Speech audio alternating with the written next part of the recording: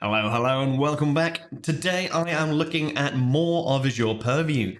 We are diving into the Azure Purview preview to see what Lineage looks like.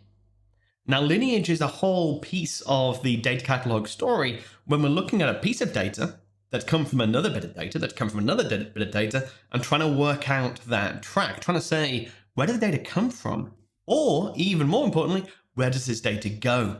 So if we're looking at things like Lineage, we want to be able to say, yeah, where did this data come from? What are the various sources? What have I stitched together to do this?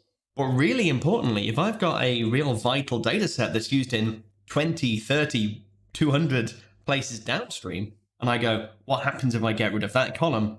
I want to be able to see, well, you're going to hit all of these different reports. This is the impact of any changes. So Lineage is always something we're thinking about in two different ways. Where do things come from, and where is this going downstream? And that's a super important part of the data governance story. So Purview does have Lineage capabilities built in. And for now, it's largely built around Data Factory, things like your data share, the tools that are specifically for moving data. And we'll get into what that means and what we can do. But I thought we'll do this little video just to show you, one, how you associate a Data Factory with your Purview catalog. Two, what you can see from there. So I've got in a couple of different examples of some pipelines that I've run, what we see for the lineage for those pipelines, how it works versus a fairly fixed, hard-coded pipeline versus a dynamic metadata-driven one. And that was a big ask for me because I never hard-code pipelines. Who does that? So I'll show you what that looks like and what we can actually get out of it. If this is your first time joining us, don't forget to like and subscribe. Any questions on Purview, anything you'd like to see us cover in the wacky world of Purview, do just drop it down in the comments and let me know. Otherwise, let's have a bit of a look.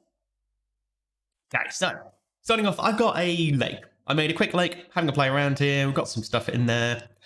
And I built a little bit of Data Factory that's basically going to AdventureWorks, obviously, doing a strip and just basically populating, seeding my lake with a load of CSV files just on a regular basis.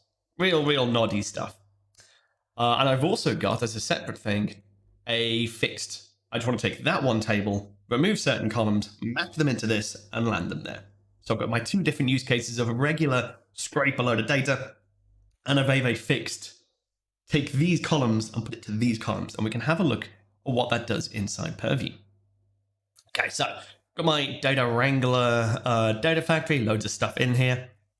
This is my simple one. So this is my real basic. I've got a few different data sets set up in the way of the camera. So I've got my ADLS customers. It's just going into my lake, mapping it to a fixed file. There's no dynamic parts of the path or anything. I do have a fixed schema for this data set. So in this, I've given Data Factory all of the information it possibly needs to say, this is what you're dealing with, this is your structure, this is how it all fits together. Then I've got this prepare customers pipeline with a refresh customer list activity in there. And that is just a straight Data Factory copy activity. Sourcing from a dynamic one, I'm passing in parameters to do that. And then syncing to that fixed data set. And I've got a mapping. So I've got a schema mapping that says, this is the columns I'm pulling from. This is where they go to. This is how it all maps together. So essentially, I was being very nice and saying, I'm going to tell Data Factory all of the lineage. Essentially, I could kind of just run a query on the JSON of all my Data Factory objects to try and pull out that and go, well, there's a copy activity, this column goes to this column, and we've got that mapping data.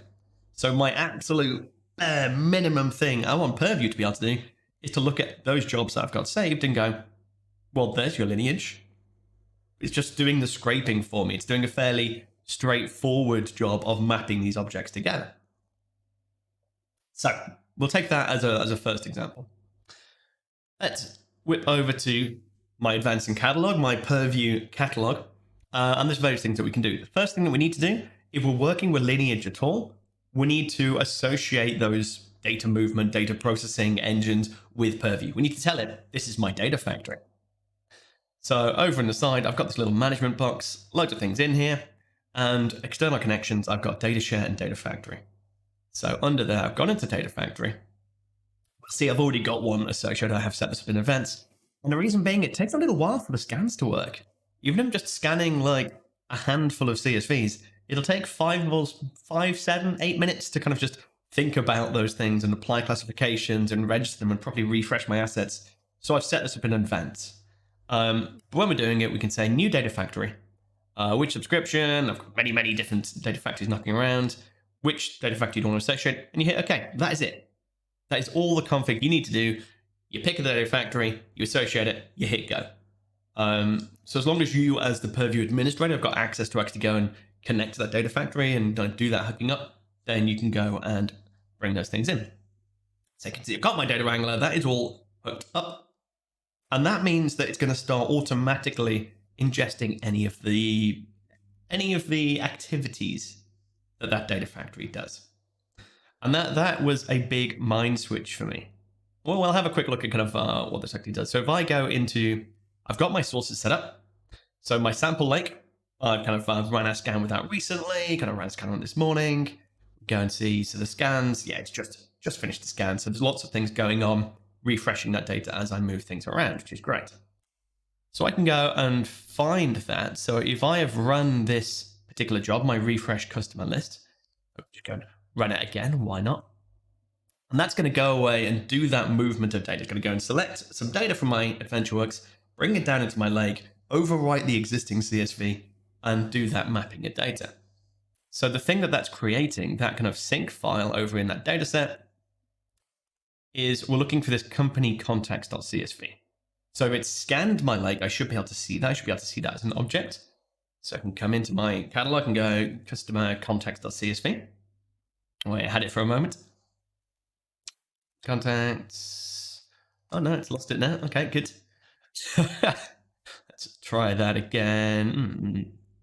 There you go. Oh, company, not customer. Well, that makes sense. Okay, so company contacts. It's got this CSV, so it knows where it is in the lake. It's got the various information about it. It's got the sizing. It's got that stuff.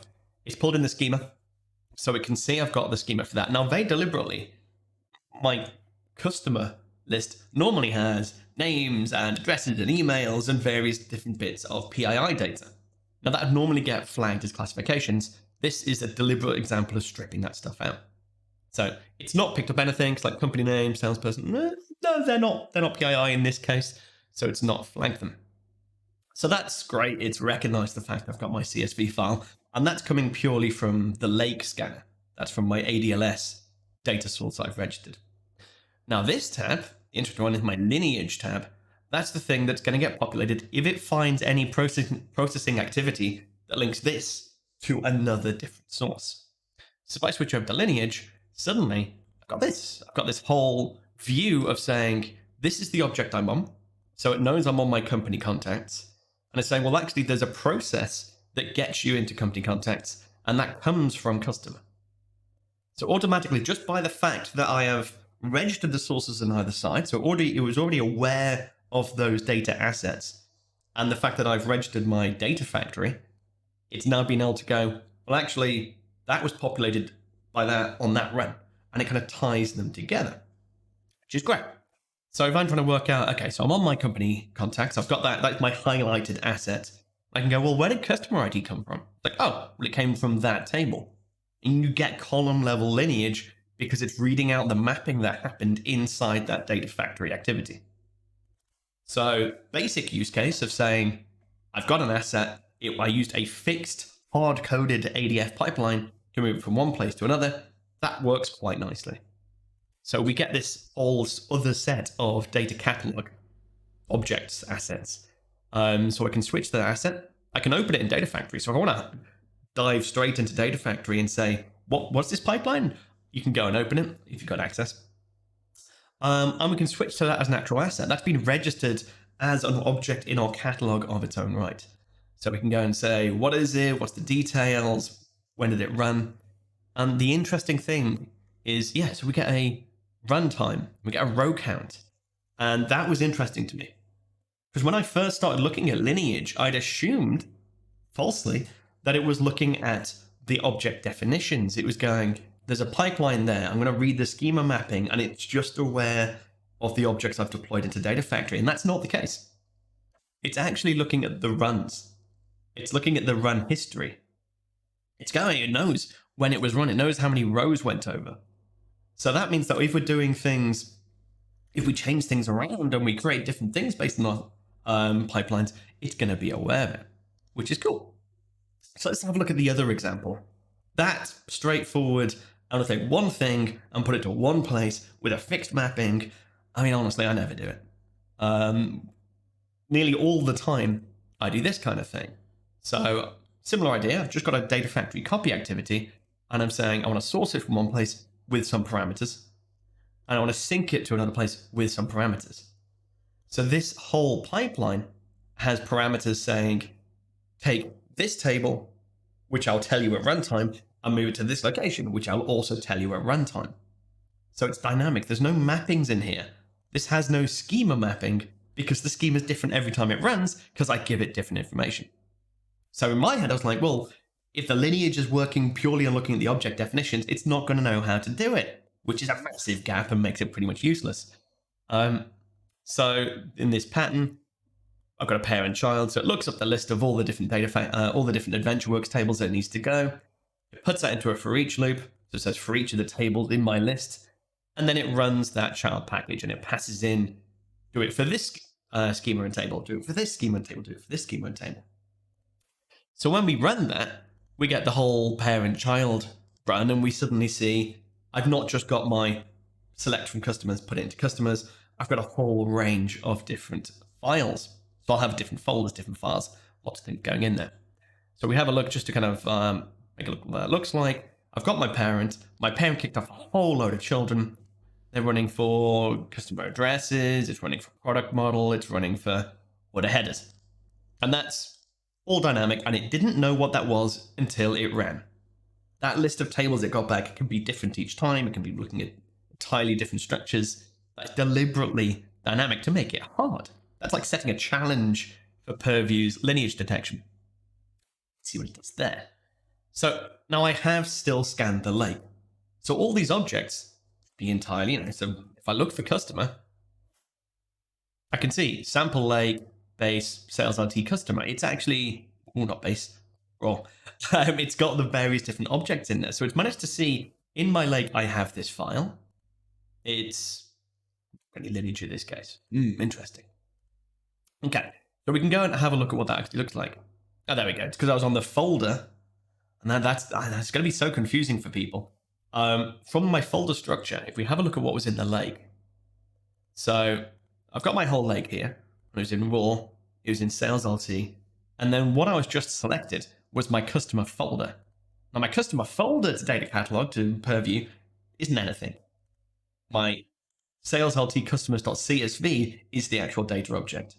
And that's a very important definition. So when we're in Purview, this customer doesn't have a lineage, it doesn't have a schema, it doesn't have any objects, it's just a folder.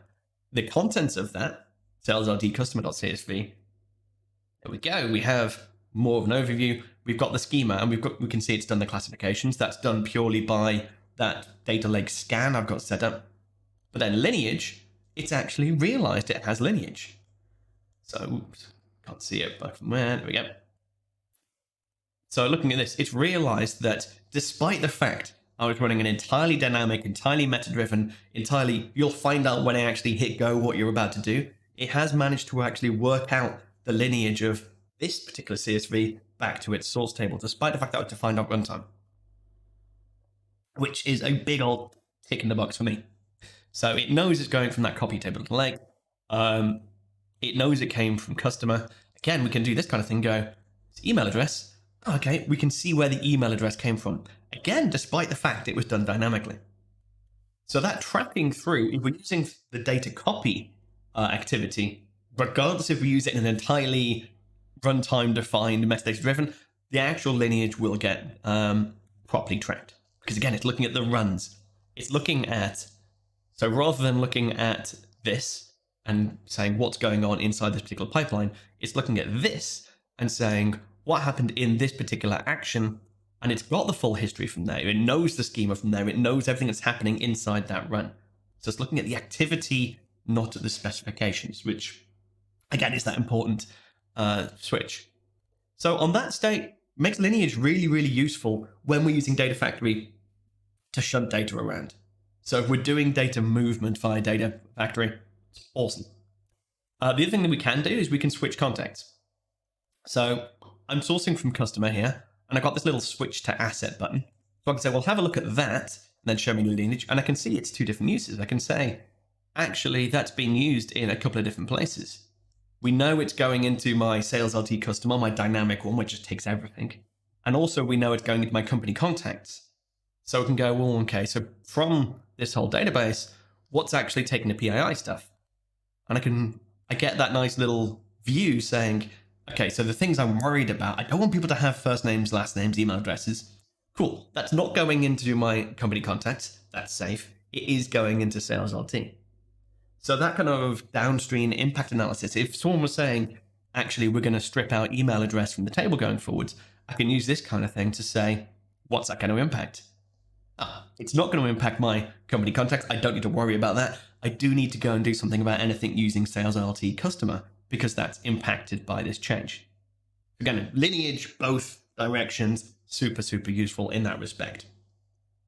Now, the bit where we start to lose lineage, the bit where lineage starts to fall down is when we're not using straightforward, we're using other sources to do transformation. So I've got the next example I had lined up is doing this validation. So I want to call a Databricks notebook and I want to call a notebook. I want to pass some parameters in saying do for this command, do for this table. And I want to have that running. And all that is doing, got like the most simple Databricks thing saying, put a parameter in to have my schema and table name. I want to read that CSV. So it's going to that raw folder, it's picking up this sales LT product, etc. I'm throwing in a super quick calculated column, which just says, what's the original file name this comes from? And then I'm writing it into a Parquet file also in my lake. So just a quick bounce. And that models so many ETL style jobs that we have. We sort data from somewhere. We land it in the lake in its original state. We pick it up, we do some tidying, some validation, and we put it down again.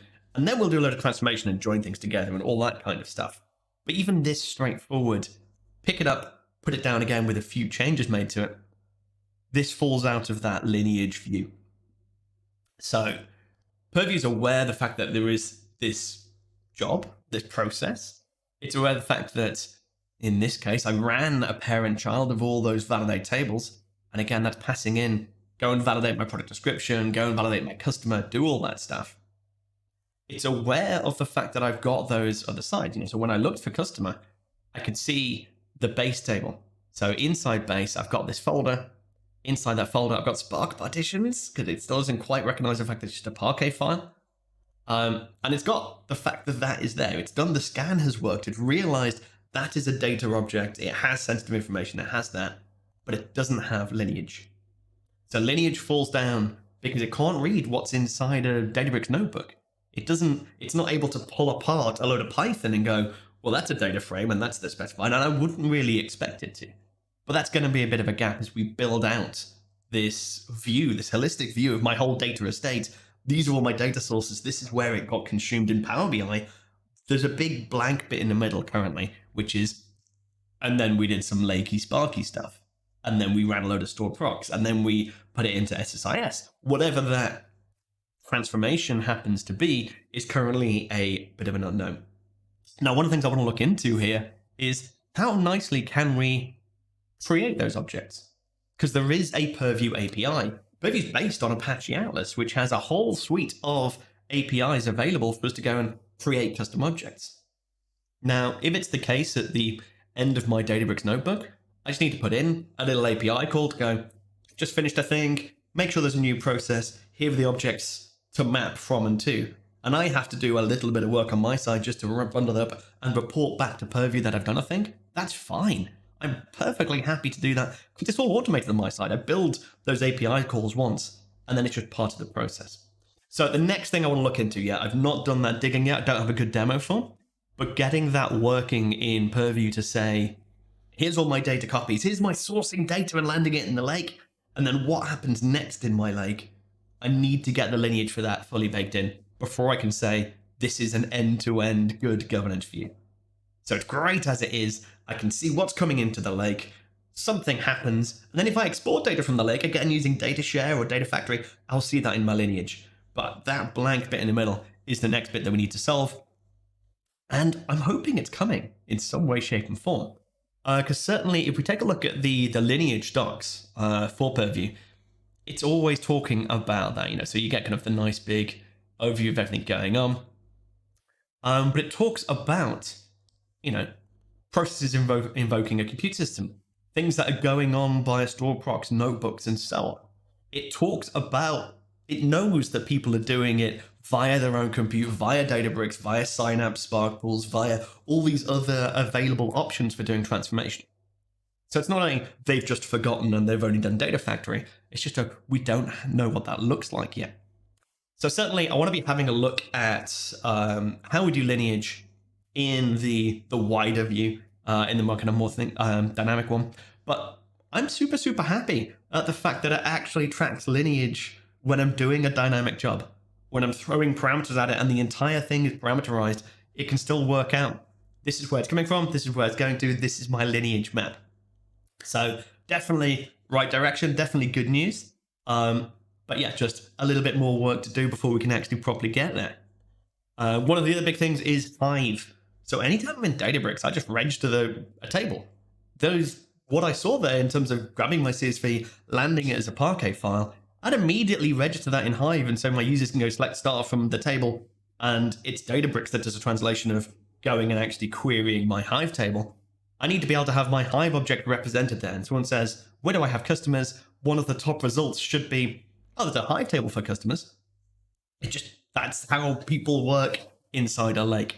And again, loads of options there. There's already existing things with Apache Atlas for doing a event-driven syncing via like a Kafka from Hive. So the moment someone registers something with Hive, it does an automatic registry into their Atlas catalog. Now, again, hopefully, because there is an Atlas catalog baked into Purview, I'm hoping we might be able to get to some of those things. So rather than have it on the daily scan, the weekly scan, whatever cadence that is, we can have some event-driven just poking going, I've done a thing. It's the update. And whenever we're building frameworks, whenever we're building automated scripts, I want to bake that in. It should be aware of that stuff. So still some work to do, still some places to go. But if you're looking at Lineage, start with registering your data factories. Start with making sure that the source and destination data sources are also registered with Purview. And then let us do its thing and see what Lineage gets picked up. And I think you'll be pleasantly surprised at how much Lineage it actually manages to get when you're using the out-of-the-box data factory stuff. Cool. So that is everything I'm looking at for today. As always, let us know down in the comments what you think, if you've used it, if you've managed to get anywhere with baking out wider Lineage, and also what kind of areas of Purview are you interested in? What would you like to see working? Until then, obviously don't forget to like and subscribe, and we'll see you next time.